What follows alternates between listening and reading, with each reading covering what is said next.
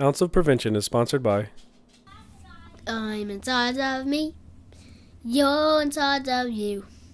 If you touch me without permission, I'm gonna tell on you.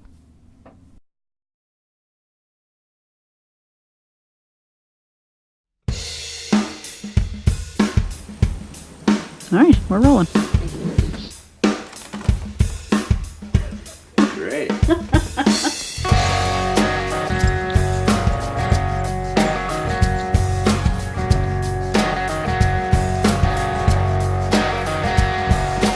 Lucifer, the light of heaven,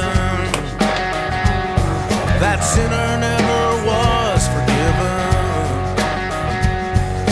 banished to his lowly station, till he checks out in Revelations. Why you keep up your lie makes no sense to me. They made me a throne in heaven, and I picked hell for the company. Why? Hi, and welcome to Ounce of Prevention. I am here with Pat Prue-Locke. And Pat is the, you are involved with the program here at Tri-County Mental Health. It's the multi-systemic therapy for youth with problem sexual behaviors. That's right. Thanks for being with us, Pat. Thank you for having me. So can you tell me what is MST-PSB? MST is a model of therapeutic treatment. It's home-based family therapy.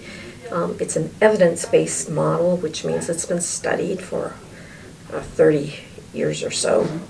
And it's researched, and in fact, the research is continuing today with every case that we open. And the evidence is that it works. Nationally, MST has a success rate of 80% or more, which is pretty phenomenal in treatment. Our particular program at Tri-County Mental Health has a success rate on average between 85 and 95, depending on the reporting period. We report out every 6 months. Okay, so when you say success rate, does that mean somebody who has been referred to your program doesn't reoffend, that you don't see them back in your office? Not reoffending, not going to placement, be it hospitalization or jail or the youth detention center or development center, I guess is what we call it here. Okay. They're in school, they're living at home with their families, they have pro-social friends, their grades are successful, those sorts of things that we measure. So there is a preventative measure where someone, if there was a problem with a child with problem sexual behavior, they could refer and avail of this program. Absolutely, absolutely. Okay. So how does it work? What do you do when you have a client come in the door? What is the process that they go through that makes you confident that they're going to get better? Problem sexual behavior has to be a problem.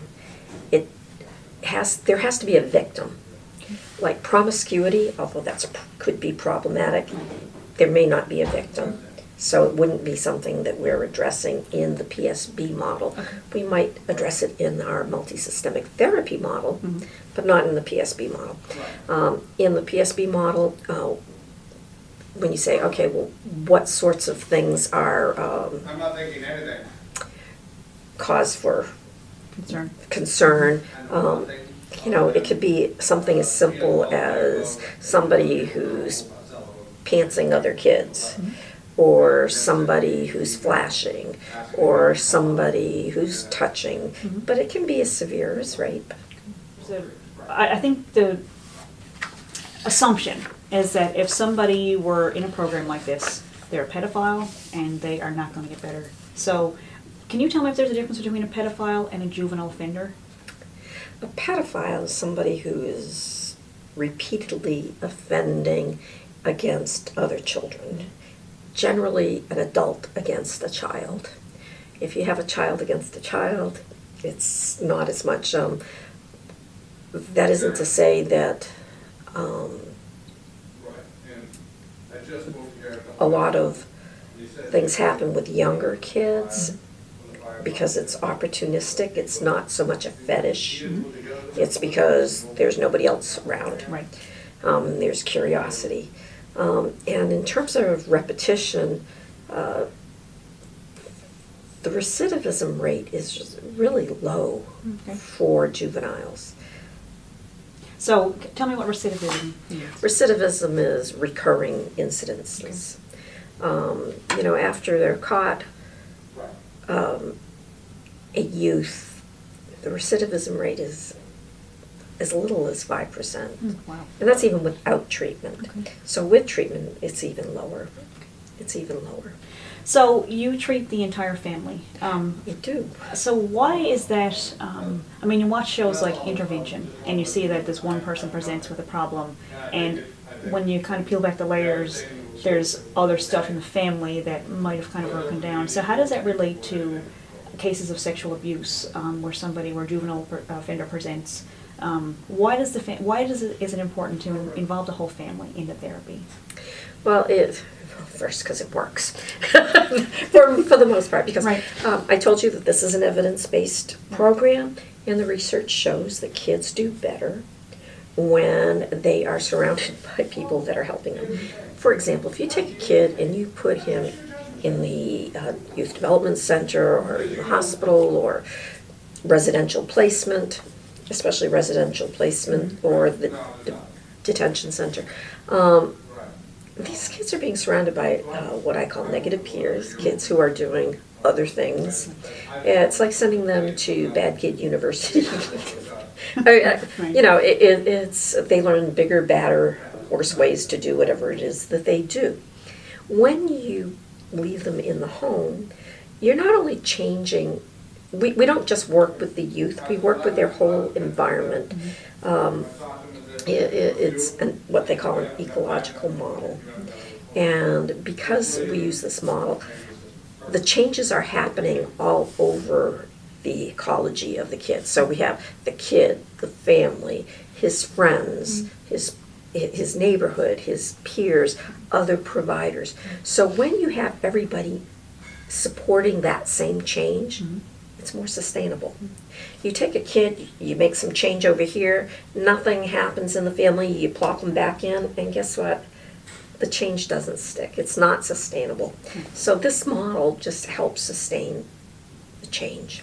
So what are the environments that foster sexual abuse to happen? Oh my gosh. What have you seen?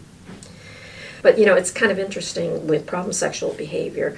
Oftentimes you see kids who are very isolated, who are not developing normatively sexually because they're isolated. So the profile of a kid who does sexual acts, usually a more awkward youth, a socially isolated youth. But you're also looking at someone where there's disconnect at home, low monitoring and supervision, high conflict, low affection, the rules are not clear, those sorts of things. Pat, how often do you see, when these clients come into your office, how often do you see that the parents of the offender are survivors of abuse themselves? And how does that impact how they parent? Oh, often. And you also see parents who are substance abusers, and that's a big impact. A lot of working with the kid is working with their parent because they need the support to be able to do what they need to do. In fact, I would say that we probably work more with the parents than we do with the youth. And not to say that we target parents. We don't. We go with whatever's needed. We intervene where the issues are, and we follow a very scientific method of assessment to determine what's needed, and we don't intervene if it's not needed. And the other part is we don't assume that parents are not capable. Our assumption is parents want to parent their kids, and so we work really hard not to take over. Right. And that's one of the things that I really love about this program. And it's intense. The other thing that I wanted to let you know about this program is it's short-term, relatively short-term. When you think of psychology and psychotherapy and stuff, you think of, years and years and years of therapy. Our PSB program is on average 5 to 7 months. That's it. We have clinicians who visit your family several times a week. So it's really intense. And once change starts to happen, it's really rapid. I mean, once those things are lined up and everything comes to be, it just like falls into place, and it really clicks. It's really awesome. And I've seen some really amazing things happen. We also work really hard on safety planning, because as you can imagine, the public is really concerned about safety. And I think that even though we view sexuality as a behavior, it's charged behavior. And so we have really, really what I call safety plan on steroids for problem sexual behavior. And it involves a lot of eyes-on supervision, and it may seem a little bit much in the beginning, but we ease as the youth prove themselves able to handle it, and the family sees success. PSB treatment is not easy, but we don't stop in the middle. We don't hang there, in all of this yucky stuff. Right. We work until we're through to the other end. Mm-hmm. And by that point, it's not uncommon to see people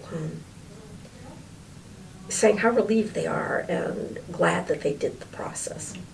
It's not uncommon for me to go and do a screening and to have parents crying, with shame, embarrassment, hurt at the beginning, and then cry at the end because they're just so relieved. It's nice. The other part that I think that is really, for me, the most touching is when you think about this, we're not changing a kid, we're changing a whole family legacy. And it's nice to know that, a way of thinking and doing and being goes on and on and on. Yeah. So is this program part of a probationary agreement where a juvenile offender might do this program instead of serving time? They might, not always, but it could be. Oftentimes we'll go to court and the judge will say, okay, part of your conditions of release are that you complete this program. So do you have much, is there a difference in the success rate between kids who were court-ordered to take the program or kids from other referral agencies? Interestingly enough, no. Is there any truth to the idea that if a child has committed some sort of sexual offense that they learned it somewhere? Well, they learned it everywhere. Don't have any doubt about it. I think one of the biggest things that I'm learning right now is social media. I mean, that kids at the age of 10 have their own phones that are unsupervised, or that they're on the internet unsupervised.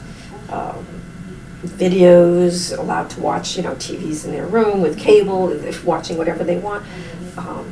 They're getting it everywhere. I mean, so it's not necessarily that they were abused in some way themselves? No, I don't. So there's really a lot of that too, but no. So it really can spontaneously occur in a family absolutely. with no history. Think about it. It's an urge that people have. Right. And, sexuality feels good. Right. And everybody wants to feel good. Right. I think that the busier we are, the less supervised, monitored, the less pro-social things you have occupying your time, it's easier to let those urges take over. So what about families who would come to you and say, we're just too busy, we have jobs, we don't have time to monitor all the time, we can't be on there 24/7. What's your take on that? We're not the program for them. This program has some specific requirements. It's a minimum of 3 visits a week, minimum. And that's about what we average is 3. But, you know, if you don't want to take the time, and that's where the courts come in. It didn't say you will, you shall. And, you know, people who finish this program are glad they did it. It's not easy. It's not an easy program, but it does work and it is effective. And families get closer. You know, once you finish this program, you can talk about anything. And, you know, I think that families appreciate that. So one of the things that we try to work on is healthy boundaries, so that you know that when you're developing sexually, I mean, children coming into adolescence would obviously be at risk of exploring in the wrong way. So how much do you talk to your clients about exploring their own bodies in private so that they get to develop in that way, so that they're not doing anything to anybody else, but they're able to explore their own sexuality in a healthy way? First off, you know, we work through the parents. Okay, Right. you know, so I'm not going in and saying you should do this or you should do that or anything. We work within the family's value system. Okay. And by all means, you know, the whole idea is so that these youths don't end up with abnormal sexual experience. Right. You know, one of the things that is really wonderful, I think, about this program is in the past, the treatment required 18 months of residential placement and or 2 years at Right. Long Creek Youth Development Center, where they're not getting to experience any of the normative pro-social sexual development. You know, they miss the football games or dating or going to prom or, you know, all of those things. Whereas, you know, this way it's about, okay, what is healthy sexuality and what does it mean to you? What does it mean to the parents? You know, how do they want to promote it and discuss it? We make the things that are not speakable. Okay. So if there was, have you noticed that there's any particular family type that you see this happening with? Is it an income thing? Is it an education level? Is there any discrimination between whose family this happens to? No. Okay. No. Tell me how much of an issue is problem sexual behavior here in the state of Maine? I guess when you say, I think communities that don't have a lot of activities for kids, you'll see, you know, increase of substance use. You'll see an increase of problem sexual behavior. Okay. Yeah. So I guess there is a pattern a little bit. You know, I think that the more isolated a family is, the more likely something like this might be to happen. So, have you noticed homeschooling seems to be a kind of you're talking about isolation, lack of social interaction. So, do you see any sort of pattern with kids who are homeschooled who don't have that, you know, school experience where they're not going to school dances and stuff like that, or are they just as likely as any other family? We've had some homeschooled kids, but we've had a lot of kids who haven't been as well. I think, too, that it's never just one this is multi-determined causes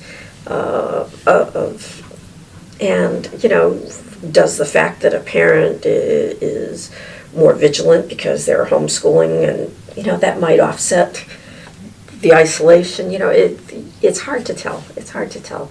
And each case is a little bit different. Okay. Are there any other programs in the state like yours? Yes, there are. In fact, the state of Maine has one of the highest number of problem sexual behavior treatment programs, MST treatment programs, Kennebec Behavioral Health and Heuristic Mental Health also. So I think there are 7 or 8 teams. Tri-County has 3 separate teams. Kennebec Behavioral has 4 or 5, and I'm not sure how many Heuristic have. So, as you know, Pat, I teach Stewards of Children, which is a child sexual abuse prevention program. And when you called to talk to me about this program, my initial reaction was, oh my God, she helps sex offenders? And oh my God, what sort of person wants to help sex offenders? Like, Well, no, these kids are as much a victim. Nobody wants to be a sex offender. Nobody wants, right. and this is stopping it. Right. It's teaching them new ways of being Right, and right. thinking and critical thinking, Right. and helping them, like you were talking about your school background, how you learned and who taught you how to think. This is a way of slowing down the family, giving them some really good family time to talk about what are their values. What does it mean to be part of the family? What does it mean to be part of humanity? What does it mean to Right. treat somebody else Right. the way that you want to be treated? Right. And how to get beyond a stigma and to have a normal life again, to have a wholesome, healthy sexual life as well. You don't want your kids to grow up and be afraid of having sex. So, Sorry, Mom.